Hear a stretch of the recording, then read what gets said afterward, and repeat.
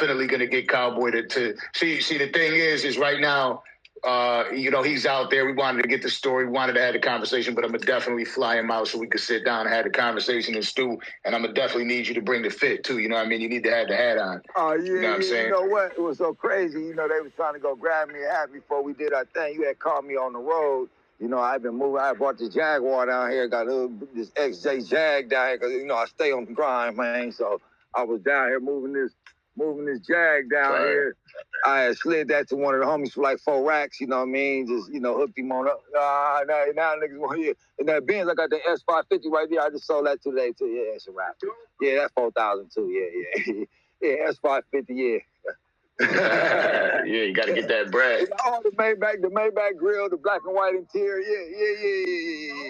Yeah. Yeah, now I be on the grind, nigga. I'm a marathon runner. I'm a hustler. I do what it do. You know what I mean? The internet paint pictures of people and they really don't know the characters, So I look at the internet different because, I know the characters that they talking about. You know what I mean? So I can look at all the fake shit. I look at events or shit that was there and I was doing, and I look at the fake shit. So the internet, you could be all you want to be, So 90% of that shit I don't even tap into, Yeah, word. Yeah, a lot of the shit is fake, man. A lot of the shit is fake. I don't scroll in. Somebody had to send me a text. I was like, man, what's this bullshit somebody done sent me? And it'd be some bullshit. Last week, somebody was like, man, that nigga Loose got your name in his mouth. I was like, bro, I ain't about to get on the internet and address that nigga. I don't even know that nigga. I feel like a buster addressing some nigga that I can't never find. And just lo and behold, 2 days later, that nigga pulled up in that gas station. Oh, yes. But and he ain't say right when I pulled off, he didn't say who pulled up.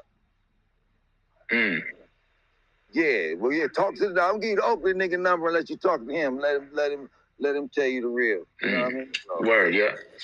Now you've been, obviously we just had the Marathon Burger spot open up. Have you been there yet? All right, man. So that's that. We finna go ahead and get up out of here to the next one. Y'all know the deal, man. Red Dottingtons to the left, red dots to the left. Y'all know the rest, and it's free. Avenue Angel Tweets free. We are gone. I will say this though.